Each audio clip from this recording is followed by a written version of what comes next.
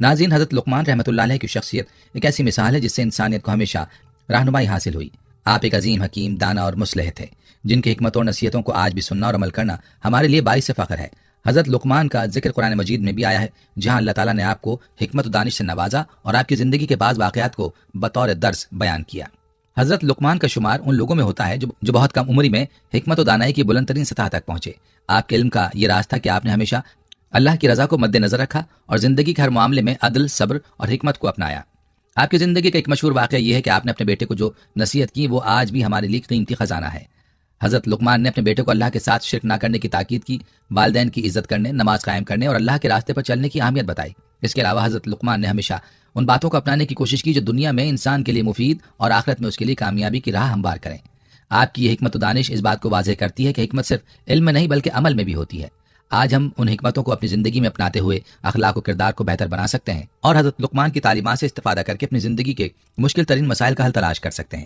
تو اس ویڈیو میں ہم آپ کو حضرت لقمان رحمۃ اللہ علیہ کے ان بے شمار حکمتوں بھرے واقعات کے بارے میں تفصیل سے بتائیں گے تاکہ ہم سب اپنی زندگی میں ان کی تعلیمات کو عملی طور پر اپنا سکیں۔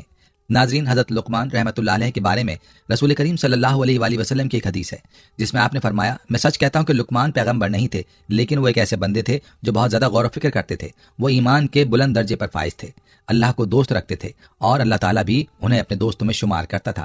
اللہ نے انہیں حکمت جیسی عظیم نعمت سے نوازا تھا۔ حضرت لقمان وہ عظیم شخصیت ہیں جنہوں نے طویل عمر پائی۔ ان کی عمر کے بارے میں مختلف روایات ہیں جو 200 سے 560 اور 1000 سے 3500 سال تک مختلف انداز میں ذکر کی گئی ہیں۔ حضرت لقمان افریقہ کے علاقے نوبا کے رہائشی تھے، جس کی وجہ سے ان کا رنگ سیاہ، ہونٹ موٹے اور پاؤں چوڑے تھے۔ وہ ایک عرصے تک بنی اسرائیل کے ایک امیر شخص قین بن حصر کے غلام رہے، لیکن ان کی حکمت کی بدولت انہیں آزاد کر دیا گیا۔ مشہور محدث مسعودی لکھتے ہیں کہ حضرت لقمان افریقہ کے گاؤں نوبا کے رہائشی تھے اور ان کے آقا کا نام قین بن حصر تھا۔ حضرت لقمان رحمۃ اللہ علیہ حضرت داؤد علیہ السلام کی حکومت کے 10ویں سال دنیا میں تشریف لائے اور وہ ایک عبد صالح تھے۔ اللہ تعالیٰ نے انہیں حکمت کی نعمت سے نوازا اور وہ طویل عمر پانے والے افراد میں سے تھے۔ حضرت لقمان کی حکمت کی وجہ سے آپ کا ذکر دنیا کے مختلف حصوں میں ہوا اور آپ حضرت یونس علیہ السلام کے زمانے تک زندہ رہے۔ حضرت لقمان کے حکیمانہ اقوال قرآن کریم میں نقل کیے گئے ہیں تاکہ قیامت تک آنے والے انسان ان سے فائدہ اٹھا سکیں اور اپنی زندگی کو بہتر بنا سکیں۔ حکیم لقمان رحمۃ اللہ علیہ کا نام تو بچپن ہی سے سننے کو ملتا ہے کیونکہ اللہ نے ان کے نام سے ایک سورت نازل فرمائی ہے جس کی تلاوت قیامت تک جاری رہے گی۔ تاہم بہت کم لوگ اس بات سے واقف ہیں کہ حکیم لقمان کون تھے۔ اللہ نے اپنے کلام میں ان کے نسب یا خاندان کا ذکر نہیں کیا، لیکن ان کی حکمت کے اقوال ضرور ذکر کیے ہیں۔ قدیم تاریخ کے مطابق حضرت لقمان کا تعلق افریقی نسل سے تھا اور وہ ایک غلام کی حیثیت سے عرب آئے تھے۔ مختلف روایت میں ان کے نسب کے بارے میں اختلاف پایا جاتا ہے۔ ایک روایت کے مطابق وہ حضرت ایوب علیہ السلام کے بھانجے یا خالہ زاد بھائی تھے، جبکہ دوسری روایت کے مطابق وہ حضرت داؤد علیہ السلام کے ہم عصر تھے۔ جمہور علماء کا کہنا ہے کہ حضرت لقمان نبی نہیں تھے اور نہ ہی ان پر وحی نازل ہوئی، کیونکہ قرآن و حدیث میں ان کے نبی ہونے کی کوئی واضح نشانی نہیں ہے۔ حکیم لقمان کی شکل و صورت بھی زیادہ خوبصورت نہیں تھی، تاہم ان کی حکمت اور دانائی کی بنا پر ان کا مقام بلند تھا۔ حضرت سعید بن مسیب رحمۃ اللہ علیہ نے ایک حبشی سے کہا تھا کہ تمہیں اس بات کا غم نہیں کرنا چاہیے کہ تم سیاہ حبشی ہو، کیونکہ حبشیوں میں 3 افراد دنیا کے بہترین انسانوں میں شمار کیے گئے ہیں، حضرت بلال حبشی رضی اللہ عنہ، حضرت عمر فاروق رضی اللہ عنہ کا غلام مہجے اور حکیم لقمان رحمۃ اللہ علیہ۔ اس سے واضح ہوتا ہے کہ حضرت لقمان کا تعلق حبشی نسل سے تھا۔ حضرت لقمان کی حکمت اور ان کے اقوال کی سب سے بڑی گواہی اللہ تعالیٰ نے سورہ لقمان میں دی، جہاں آپ کی اپنے بیٹے کو دی گئی نصیحتوں کا ذکر کیا گیا ہے۔ ان حکیمانہ اقوال کا ذکر قرآن میں اس لیے کیا گیا تاکہ قیامت تک آنے والے انسان ان سے فائدہ اٹھا کر اپنی زندگی کو بہتر بنا سکیں اور ایک اچھا معاشرہ قائم کر سکیں۔ ناظرین، ایک حدیث میں آیا کہ حضرت لقمان رحمۃ اللہ علیہ نے اپنے بیٹے کو فرمایا، اے میرے بیٹے، میں نے 400 پیغمبروں کی خدمت کی ہے اور ان کے کلام سے 4 اہم باتیں سیکھی ہیں۔ جب تم نماز میں ہو تو اپنے دل کی حفاظت کرنا، جب دسترخوان پر بیٹھو تو اپنے گلے کو بچانا یعنی حرام مال سے بچنا، جب کسی دوسرے کے گھر جاؤ تو اپنی آنکھوں کی حفاظت کرنا اور نامحرم پر نظر نہ ڈالنا، اور جب لوگوں کے درمیان جاؤ تو اپنی زبان کی حفاظت کرنا۔ حضرت لقمان رحمۃ اللہ علیہ نے اپنی زندگی کا بیشتر حصہ مشرق وسطیٰ، خاص طور پر فلسطین اور بیت المقدس میں گزارا، اور ان کی قبر فلسطین کے شہر علاقی کی ایک بندرگاہ میں واقع ہے۔ وہ ایک سیاہ فام افریقی تھے اور بدصورت ہونے کے باوجود حکمت کے بلند مقام پر فائز تھے، اور یہ صرف اور صرف ان کی روح کی پاکیزگی اور دل کی صفائی کی وجہ سے تھا۔ ایک روایت میں ذکر ہے کہ ایک شخص نے حضرت لقمان سے پوچھا کہ تم بھیڑ بکریاں نہیں چراتے تھے؟ حضرت لقمان نے کہا ہاں ایسا تھا۔ پھر اس شخص نے پوچھا تمہیں علم اور حکمت کہاں سے ملی؟ تم تو کسی مدرسے میں نہیں پڑھے؟ حضرت لقمان نے جواب دیا مجھے حکمت اللہ کی رضا، امانت داری، سچ بولنے اور فضول باتوں سے بچنے کی وجہ سے ملی ہے۔ ناظرین، حضرت لقمان رحمۃ اللہ علیہ کی اپنے بیٹے کو دی گئی 10 نصیحتیں قرآن میں سورہ لقمان میں مذکور ہیں۔ یہ نصیحتیں عقائد، اخلاق اور آداب معاشرت کا مجموعہ ہیں، اور ان میں سے چند اہم نصیحتیں یہ ہیں کہ اے بیٹے، اللہ کا شریک نہ بناؤ، بے شک شرک بہت بڑا ظلم ہے۔ بیٹا، نیکی اور بدی اگر رائی کے دانے کے برابر بھی ہو اور کسی پتھر کے اندر ہو یا آسمانوں پر یا زمین کی گہرائیوں میں ہو تو اللہ تو اللہ اسے سامنے لے آئے گا، کیونکہ وہ لطیف اور باخبر ہے۔ بیٹا نماز قائم کرو، نیکی کا حکم دو، برائی سے روکو، اور اس میں جو مصیبت آئے اس پر صبر کرو، یہ بہت بڑی حکمت کا کام ہے۔ خبردار لوگوں کے سامنے اکڑ کر نہ چلنا، زمین پر غرور کے ساتھ نہ چلنا، کیونکہ اللہ غرور کرنے والوں کو پسند نہیں کرتا۔ اپنی رفتار میں میانہ روی اختیار کرو اور اپنی آواز کو دھیما رکھو، کیونکہ سب سے بری آواز گدھے کی ہوتی ہے۔ ایک روز حکیم لقمان رحمۃ اللہ علیہ دوپہر کے وقت آرام کر رہے تھے کہ اچانک انہوں نے ایک آواز سنی، اے لقمان، کیا تم یہ چاہتے ہو کہ اللہ تمہیں زمین پر اپنا خلیفہ اور نمائندہ بنا دے تاکہ تم لوگوں کے درمیان حق کا فیصلہ کرو؟ حضرت لقمان رحمۃ اللہ علیہ نے جواب دیا، اگر میرا پروردگار مجھے یہ اختیار دے تو میں راہ عافیت کو ترجیح دوں گا اور اس بہت بڑے امتحان کے لیے تیار نہیں ہوں گا، لیکن اگر یہ حکم ہو تو اسے دل و جان سے قبول کروں گا، کیونکہ مجھے یقین ہے کہ اگر اللہ مجھے یہ ذمہ داری دے گا تو وہ میری مدد کرے گا اور مجھے غلط راستوں سے محفوظ رکھے گا۔ فرشتوں نے حکیم لقمان رحمۃ اللہ علیہ سے پوچھا، تم قضاوت کی ذمہ داری کیوں قبول نہیں کرتے؟ حضرت لقمان نے کہا، لوگوں کے درمیان فیصلہ کرنا ایک سخت ذمہ داری ہے اور اس میں ظلم و ستم کے آثار ہوتے ہیں۔ اگر اللہ انسان کی حفاظت کرے تو وہ نجات پاتا ہے، لیکن اگر وہ غلط راستے پر چل نکلے تو وہ جنت کے راستے سے منحرف ہو جاتا ہے۔ جو شخص دنیا میں سر جھکائے اور آخرت میں سر بلند ہو، وہ دنیا میں بلند سر والے سے کہیں بہتر ہے۔ حضرت لقمان کی اس حکمت سے فرشتے حیران رہ گئے اور اس کے بعد حضرت لقمان گہری نیند سو گئے۔ اللہ تعالیٰ نے ان کے دل میں حکمت کا نور روشن کیا۔ جب حضرت لقمان رحمۃ اللہ علیہ بیدار ہوئے تو ان کی زبان سے حکمت کے موتی پھوٹنے لگے اور وہ حضرت داؤد علیہ السلام کی مدد کرنے کے لیے حکمت کی روشنی فراہم کرنے لگے۔ حضرت داؤد علیہ السلام نے فرمایا، اے لقمان، تمہیں خوشخبری ہو کہ تمہیں حکمت عطا کی گئی ہے۔ ناظرین، آج ہم آپ کو حضرت لقمان علیہ السلام کی زندگی کے کچھ اہم واقعات اور حکمتیں سنائیں گے، جن میں ہر ایک کے لیے قیمتی سبق اور نصیحت موجود ہے۔ ایک دفعہ ایک مالدار شخص جو کہ خواہشات میں ڈوبا ہوا تھا، ایک چشمے کے کنارے بیٹھا تھا اور جوا کھیل رہا تھا۔ اس نے شرط رکھی کہ جو بھی ہار جائے گا وہ یا تو اس چشمے کا سارا پانی پی لے گا یا اپنی بیوی اور مال و دولت جیتنے والے کے حوالے کر دے گا۔ اس مالدار شخص نے جوا ہار دیا اور جیتنے والے شخص نے اس سے اس کی بیوی اور مال و دولت مانگ لی۔ اب وہ شخص بہت مشکل میں تھا۔ اس نے حضرت لقمان علیہ السلام سے مدد کی درخواست کی اور کہا کہ وہ اس مشکل سے اسے نجات دلائیں۔ حضرت لقمان رحمۃ اللہ علیہ نے اس سے کہا کہ میں تمہیں ایک شرط پر اس سے نجات دلاؤں گا۔ وہ شرط یہ تھی کہ اس شخص کو جوا کھیلنا چھوڑنا ہوگا۔ مالدار شخص نے اس کی شرط قبول کر لی۔ پھر حضرت لقمان نے اس سے کہا کہ جب وہ جیتنے والا شخص تم سے اس شرط کو مانگنے آئے تو تم اسے یوں جواب دینا، اگر وہ پانی جس کی بات کر رہا ہے وہ کل اس ندی میں تھا تو اسے لے آؤ تاکہ میں پیوں، اور اگر وہ پانی وہ ہے جو اس وقت موجود ہے تو تم چشمے کا منہ بند کر دو تاکہ باقی پانی میں پی سکوں، اور اگر وہ پانی جو مانگ رہا ہے وہ آئندہ ندی میں آئے گا تو صبر سے کام لو، کیونکہ وہ ابھی تک نہیں آیا۔ جب مالدار شخص نے جوا جیتنے والے سے یہی باتیں کی تو اس کے پاس اس کا کوئی جواب نہ تھا اور وہ خاموش ہو گیا۔ اس واقعے کے بعد حکیم لقمان کی حکمت لوگوں کے سامنے آئی اور انہیں پہچانا گیا۔ تاریخی روایت کے مطابق وہ مالدار شخص حضرت لقمان کا آقا قین تھا، جس نے 30 مسکال سونے کے عوض حضرت لقمان کو غلام بنایا تھا۔ اس واقعے کے بعد قین نے حضرت لقمان کو آزاد کر دیا۔ ایک اور واقعے میں حضرت لقمان رحمۃ اللہ علیہ کے آقا نے ان سے کہا کہ ایک بھیڑ ذبح کرو اور اس کے 2 بہترین اعضاء میرے لیے پکاؤ۔ حضرت لقمان رحمۃ اللہ علیہ نے بھیڑ ذبح کی اور اس کا دل اور زبان نکال کر پکائی اور آقا کے سامنے پیش کر دی۔ اگلے دن آقا نے پھر کہا کہ اب ایسی بھیڑ کے 2 بدترین اعضاء پکاؤ۔ حضرت لقمان رحمۃ اللہ علیہ نے پھر وہی دل اور زبان پکا کر پیش کر دیے۔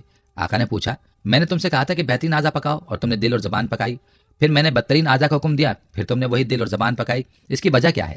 حضرت لقمان رحمۃ اللہ علیہ نے جواب دیا، اگر یہ دونوں اعضاء پاک ہوں تو ایک بہترین اعضاء ہیں، اور اگر یہ گناہ اور پلیدی سے بھر جائیں تو یہ بدترین ہے۔ یہ واقعہ حضرت لقمان کی حکمت اور ان کے کردار کی عکاسی کرتا ہے، جہاں ان کے دل و زبان کی صفائی کو ہی حقیقتاً بہترین اور بدترین قرار دیا گیا۔ ایک دن حضرت لقمان کے آقا بیت الخلاء میں گئے اور کافی دیر تک واپس نہیں آئے۔ حضرت لقمان رحمۃ اللہ علیہ نے بلند آواز سے کہا، زیادہ دیر تک بیت الخلاء میں بیٹھنا جگر کے درد اور بواسیر کا سبب بن سکتا ہے، اور بیت الخلاء کی آلودہ حرارت دماغ میں جذب ہو کر مسائل پیدا کرتی ہے، اس لیے اعتدال سے کام لے کر باہر آ جانا چاہیے۔ بعد میں حضرت لقمان کی اس نصیحت کو بیت الخلاء کے دروازے پر لکھ دیا گیا تاکہ دوسروں کو بھی یہ بات سمجھ میں آ جائے۔ حضرت لقمان رحمۃ اللہ علیہ کے آقا کے پاس بہت سے باغات اور غلام تھے۔ حضرت لقمان بھی ان غلاموں میں شامل تھے، لیکن آقا جو ظاہری طور پر سوچنے والے تھے انہیں اکثر سرد اور معمولی کاموں جیسے جھاڑو دینے کے لیے لگا دیتے تھے، جبکہ دیگر سفید چمکتے غلاموں کو باغات میں پھل توڑنے جیسے اہم کام دیے جاتے تھے۔ اس طرح حضرت لقمان علیہ السلام کو حقیر سمجھا جاتا تھا، حالانکہ وہ اپنی سیرت و کردار میں تمام غلاموں سے کہیں زیادہ بلند تھے۔ آقا کی یہ روش باقی غلاموں میں بھی حضرت لقمان کے بارے میں بے قدری اور توہین کے جذبات پیدا کرنے کا سبب بنی۔ ایک دن آقا نے غلاموں کو باغات میں پھل توڑنے کے لیے بھیجا، لیکن جب وہ واپس آئے تو انہوں نے پھل کھا لیے اور آقا سے جھوٹ بول کر کہا کہ حضرت لقمان نے تمام پھل کھا لیے ہیں۔ آقا نے جب یہ سنا تو حضرت لقمان کے بارے میں بدگمان ہو گیا۔ حضرت لقمان نے آقا سے کہا کہ وہ سب غلاموں کا امتحان لیں تاکہ حقیقت سامنے آ جائے۔ حضرت لقمان نے تجویز دی کہ انہیں گرم پانی دیا جائے اور پھر آقا گھوڑے پر سوار ہو کر غلاموں کو ان کے پیچھے دوڑنے کا حکم دے، اس سے یہ پتہ چل جائے گا کہ حقیقت میں پھل کس نے کھائے ہیں۔ آقا نے حضرت لقمان کی تجویز پر عمل کیا اور گرم پانی پینے کے بعد سب غلاموں کو دوڑایا۔ جیسے ہی دوڑنے کی حالت میں وہ غلام جو پھل کھا چکے تھے تھوکے گئے اور ان کی حالت خراب ہو گئی۔ اس سے آقا کو سمجھ آ گیا کہ حضرت لقمان نے پھل نہیں کھائے بلکہ دوسرے غلاموں نے جھوٹ بولا تھا۔ حضرت لقمان نے اس امتحان میں سرخرو ہو کر اپنی بے گناہی ثابت کی اور باقی غلام شرمندہ ہوئے حضرت لقمان کا آقا اگرچہ دیگر غلاموں سے محبت کرتا تھا، لیکن وہ حضرت لقمان سے خاص محبت کرتا تھا۔ جب بھی آقا کھانا کھاتا وہ پہلے حضرت لقمان کو کھانا پیش کرتا اور وہ جو بچا ہوتا آقا بڑے شوق سے کھا لیتا۔ ایک دن آقا کے لیے خربوزہ ہدیے کے طور پر آیا۔ آقا نے خربوزہ کاٹ کر حضرت لقمان کو دیا اور لقمان نے بڑے شوق سے اس کے میٹھے میٹھے ٹکڑے کھائے۔ جب آقا نے دیکھا کہ لقمان اتنی لذت سے کھا رہے ہیں تو اس نے باقی خربوزہ حضرت لقمان کو دے دیا اور خود ایک ٹکڑا رکھا۔ جیسے ہی آقا نے وہ بچا ہوا ٹکڑا کھایا اس کی زبان جلنے لگی اور اسے شدید کڑواہٹ کا سامنا ہوا۔ آقا نے لقمان سے پوچھا کہ آپ نے اتنی کڑوی پھانکیں کیسے کھا لی؟ حضرت لقمان نے جواب دیا، آپ نے مجھے سالوں تک میٹھی اور لذیذ غذائیں دیں اور آج ایک کڑوی چیز آ گئی تو اس پر شکایت کرنے کے بجائے حق شناسی اور شکر گزاری کا تقاضا یہی تھا کہ خاموش رہوں۔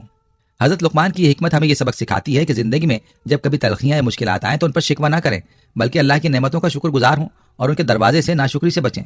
ایک دن حضرت لقمان رحمۃ اللہ علیہ نے اپنے بیٹے کو نصیحت کی، اے میرے بیٹے، لیکن وہ اپنی نصیحت ہمیشہ اے میرے بیٹے کے الفاظ سے شروع کرتے تھے، جس سے یہ تاثر ملتا تھا کہ شاید ان کا صرف ایک بیٹا تھا۔ تاریخ میں اس بیٹے کا نام باران درج کیا گیا ہے۔ تاہم حضرت لقمان کی نصیحتیں تمام اولاد کے لیے تھیں، اور یہ ایک تجربہ کار خطیب کا انداز ہوتا ہے کہ وہ بڑے افراد کو مخاطب کر کے چھوٹوں کی توجہ حاصل کرتے ہیں اور انہیں اہم باتیں سکھاتے ہیں۔ حضرت لقمان رحمۃ اللہ علیہ نے اپنے بیٹے سے کہا، بیٹے اپنے دل کو لوگوں کی پسند اور ناپسند سے وابستہ نہ کرو، کیونکہ ایسی کوئی چیز انسان کے قابو میں نہیں آتی، چاہے وہ جتنی بھی کوشش کرے۔ بیٹے نے کہا، بجان مجھے اس بات کو بہتر طور پر سمجھانے کے لیے کوئی عملی مثال دیں۔ حضرت لقمان نے فرمایا، اچھا اٹھو اور گھر سے باہر چلو تاکہ میں تمہیں سبق سمجھا سکوں۔ حضرت لقمان اور ان کے بیٹے گھر سے باہر نکلے۔ ان کے ساتھ ایک گدھا بھی تھا۔ حکیم لقمان اس پر سوار ہو گئے اور ان کا بیٹا پیدل چل رہا تھا۔ جب وہ ایک گروہ کے قریب پہنچے تو لوگوں نے یہ منظر دیکھا اور کہا، یہ بوڑھا کتنا بے رحم ہے کہ خود تو گدھے پر سوار ہے اور اس کا بیٹا پیچھے پیچھے پیدل چل رہا ہے۔ حضرت لقمان نے اپنے بیٹے سے کہا، کیا تم نے ان کی باتیں سنی؟ بیٹے نے کہا، جی ہاں۔ حضرت لقمان نے فرمایا، اب میں پیدل چلوں گا اور تم گدھے پر سوار ہو جاؤ۔ چند قدم چلنے کے بعد حضرت لقمان اور ان کا بیٹا ایک اور گروہ کے پاس پہنچے، جنہوں نے کہا، یہ دونوں کتنے بد تربیت ہیں۔ باپ کو چاہیے تھا کہ وہ گدھے پر سوار ہوتے اور بیٹے کو پیدل چلنے کا نہیں کہتے۔ بیٹے کو چاہیے تھا کہ وہ اپنے بوڑھے والد پر رحم کرتا اور اسے گدھے پر سوار ہونے دیتا۔ حضرت لقمان نے اپنے بیٹے سے کہا، کیا تم نے ان کی باتیں سنی؟ بیٹے نے کہا، جی ہاں۔ حضرت لقمان نے فرمایا، اب ہم دونوں گدھے پر سوار ہوتے ہیں۔ دونوں گدھے پر سوار ہو گئے اور چلتے ہوئے ایک اور گروہ کے پاس پہنچے، جنہوں نے کہا، دونوں بے رحم ہیں، دونوں سوار ہو کر بے زبان جانور پر سوار ہیں اور اس پر اتنا وزن ڈالا ہوا ہے کہ اس کی کمر ٹوٹ سکتی ہے۔ بہتر تھا کہ ایک سوار ہوتا اور دوسرا پیدل چلتا۔ حضرت لقمان نے بیٹے سے پوچھا، کیا تم نے ان کی باتیں سنی؟ بیٹے نے کہا، جی ہاں۔ حکیم لقمان نے فرمایا، اب ہم دونوں گدھے کے پیچھے پیچھے پیدل چلتے ہیں۔ اب دونوں گدھے سے اتر کر پیچھے پیچھے چلنے لگے۔ جلدی ایک اور گروہ کے پاس پہنچے، جنہوں نے کہا، یہ دونوں جاہل ہیں، سواری کے ہوتے ہوئے پیدل چل رہے ہیں اور جانور کو خالی چھوڑا ہوا ہے۔ لقمان علیہ السلام نے اپنے بیٹے سے کہا، کیا تم نے ان لوگوں کی باتیں سنی؟ بیٹے نے کہا، جی ہاں۔ حضرت لقمان نے فرمایا، اب کیا ہم لوگوں کو خوش کرنے کے لیے اور کچھ کر سکتے ہیں؟ آخرکار حضرت لقمان نے اپنے بیٹے کو یہ بات سمجھائی کہ جب تک آپ لوگوں کو خوش کرنے کی کوشش کرتے رہیں گے آپ کبھی بھی کامیاب نہیں ہو سکتے۔ اس لیے خدا کی رضا اور خوشنودی کو اپنا مقصد بناؤ تاکہ تم دنیا اور آخرت میں کامیاب ہو سکو۔ روایت میں ہے کہ ایک دن لقمان رحمۃ اللہ علیہ نے اپنے بیٹے کو 3 اہم نصیحتیں کی اور کہا، بیٹے ان 3 نصیحتوں کو اپنی یادداشت میں محفوظ رکھو اور ان پر عمل کرو۔ سب سے پہلی بات یہ ہے کہ اپنا راز اپنی بیوی سے نہ کہو۔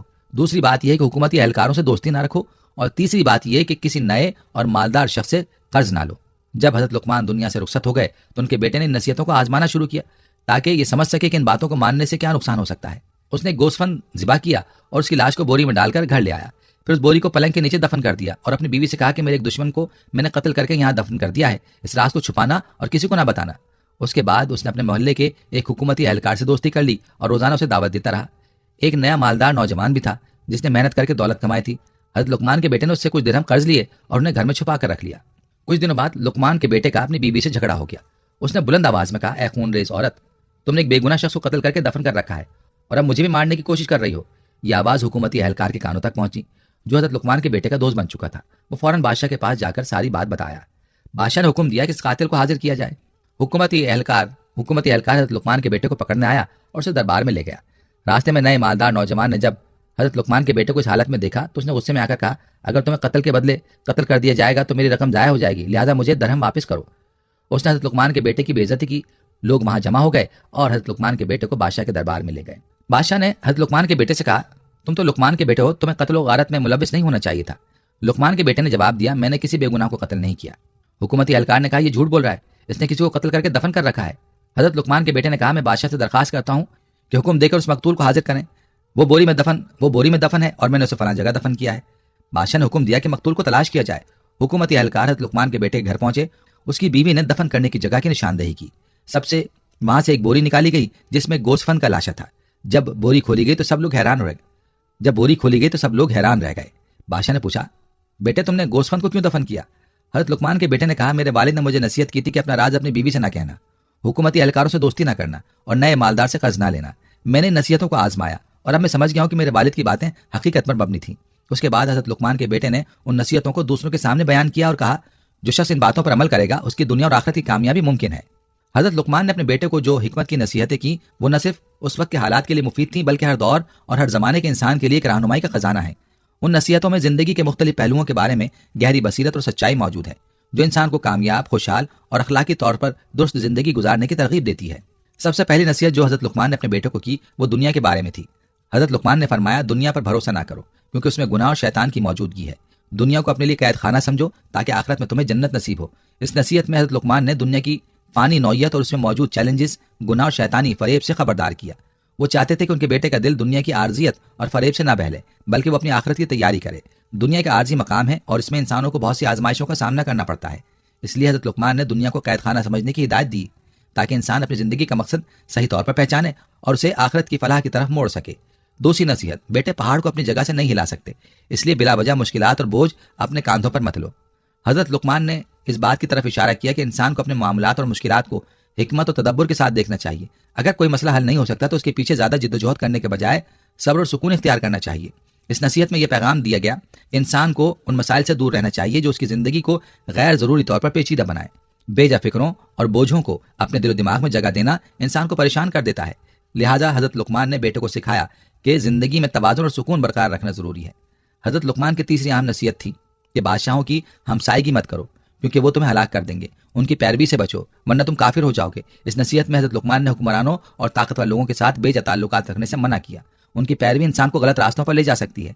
अगर वो हुक्मरान या ताकतवर लोग अपनी ख्वाहिशात या गलत फैसलों के पीछे चलते हैं तो उनकी पैरवी करने से इंसान का ईमान भी खतरे में पड़ सकता है। हज़रत लुकमान ने इस बात को उजागर किया कि इंसान को अपनी ईमानदारी, सच्चाई और अल्लाह के साथ ताल्लुक को तरजीह देनी चाहिए और उन लोगों से बचना चाहिए जो दुनियावी ताकत और मफादात के पीछे चल रहे हों।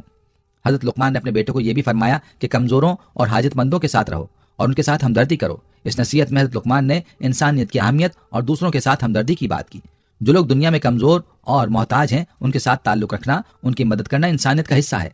हज़रत लुकमान ने अपने बेटे को सिखाया कि किसी इंसान की हालत और हैसियत के मुताबिक उसके साथ हुस्न सुलूक करना जरूरी है और जरूरतमंदों की मदद करना अल्लाह की रजा का सबब बनता है।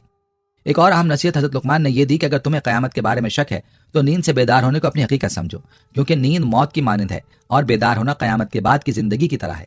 इस नसीहत में हज़रत लुकमान ने क़यामत के दिन के बारे में यकीन को मुस्तहकम करने की कोशिश की।